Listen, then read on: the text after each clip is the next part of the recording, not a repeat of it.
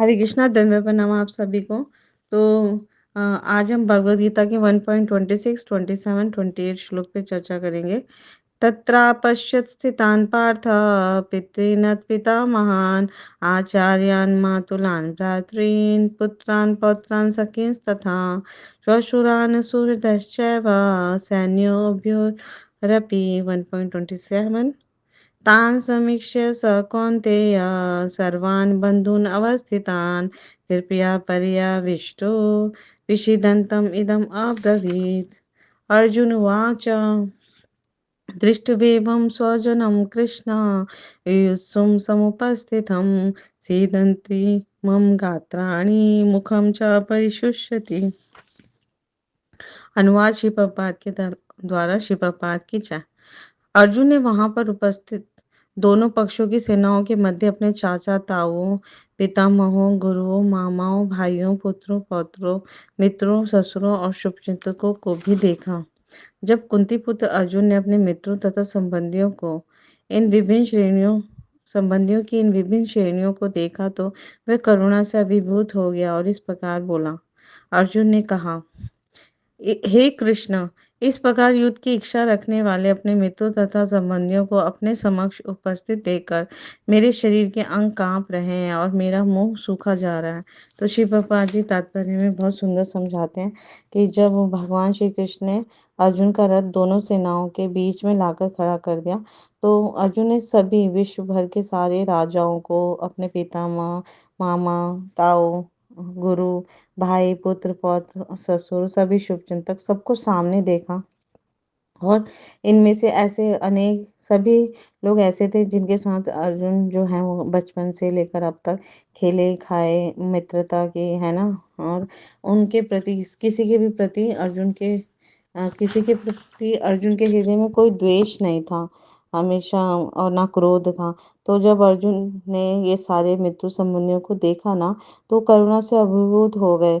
और क्योंकि वैष्णव का यही गुण होता है, वैष्णव जो होते हैं वो बहुत कारुणिका होते हैं, कारुणिका तितिक्षवा, तो बहुत दयालु होते हैं। तो अब वो उनसे युद्ध करने के लिए वो तत्पर थे सारे के सारे।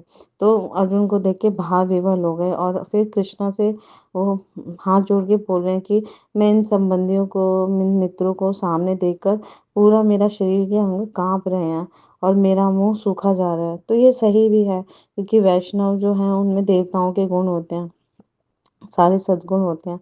तो भक्ति से युक्त जो भक्त होते हैं ना उनमें ये सारे सद्गुण रहते ही हैं जो देवताओं में भी पाए जाते हैं। तो जो अभक्त होते हैं या भौतिकतावादी लोग होते हैं वो चाहे कितना ही उनके अंदर योग्यता हो जाए, कितना ही वो उन्नत हो जाए, पर उनके अंदर ईश्वरीय गुण नहीं होता अभक्तों के अंदर। तो अर्जुन जो है वो अपने स्वजनों को, मित्रों को, संबंधियों को देखकर करुणा से अभिभूत हो गया क्योंकि वो शुद्ध भक्त थे। और उनके सारे संबंधियों ने उनसे युद्ध करने का निश्चय कर लिया था। तो तो अर्जुन जो है विपक्षी दल के भी सैनिकों को देखकर दया का अनुभव करने लगे थे क्योंकि उन्हें पता था ना सबका मृत्यु हो जाएगा, है ना। तो ये सोचते ही है ना उनका पूरा शरीर कांपने लगा, मुख भी सूखा जा रहा है। आप सभी देखेंगे ना जब हम घबराहट होती है या हम कुछ किसी दूसरे का भी हम दुख देखते हैं या तो दया से हमारा शरीर भी कांपने लग जाता है और मुख सूखने लग जाता है। तो ये दैवी गुण है। तो इन सबको देखकर युद्ध के प्रति तत्पर देख के अर्जुन को बहुत आश्चर्य भी हुआ। मतलब सारा का सारा कुटुंब जो था, सारे सगे संबंधी सभी उससे युद्ध करने आए थे। तो यहाँ पर अर्जुन की जो हृदय था बहुत कोमल था, हृदय दौर्बलता की वजह से नहीं हो रहा था। ये हृदय की कोमलता के कारण ये लक्षण उभर रहे थे क्योंकि वे भगवान श्री कृष्ण के शुद्ध भक्त हैं और शुद्ध भक्तों में यही लक्षण होता है। तो भागवतम का भी 5th कैंटो का 18 अध्याय का 12वां श्लोक कोट कर रहे हैं श्री प्रभुपाद जी।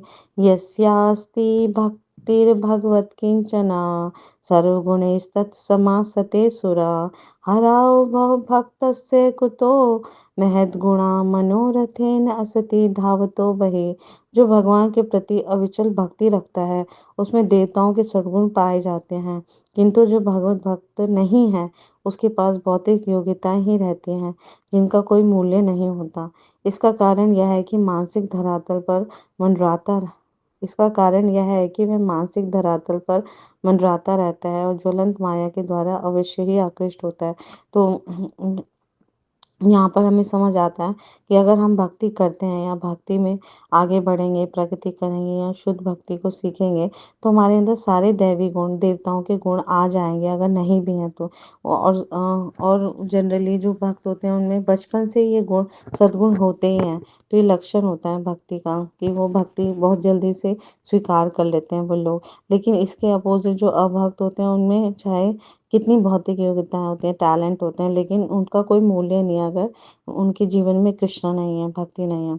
तो इसका उदाहरण शास्त्रों में भी ऐसे हमारे आचार्यगण बताते हैं कि भौतिक योग्यताएँ सब शून्य के बराबर हैं, लेकिन अगर भक्ति को हम ऐड करें अपने जीवन में, तो वो वो 1 के बराबर होता है। तो कितने भी शून्य के आगे जब हम 1 लगा दें, 1 लगा दें तो उसकी मूल्य हो जाती है। जैसे अगर 1 योग्यता है तो 10 बन जाएगा, 2 योग्यता है तो 100, 3 योग्यता है तो 1000, तो ऐसे वो मल्टीप्लाई होता रहता है ना? तो इसलिए अगर हम भक्ति को अपने जीवन में ऐड करें तो हमारी भौतिक जो हमारी शक्तियाँ हैं या भौतिक ऐश्वर्य हैं, कुछ भी जैसे बुद्धिमत्ता है या आप बहुत अच्छे अच्छे आप अच्छा जॉब है आपका, है ना? अच्छा सौंदर्य है या अच्छा बल है या अच्छा बुद्धि है, तो सब अगर भक्ति में यूज़ कर रहे हो तो वो सार्थक है। और नहीं करें तो केवल उसका कोई मूल्य नहीं है, व्यर्थ है वो। तो और फिर वो इस भौतिक जगत में फँसा रहता है।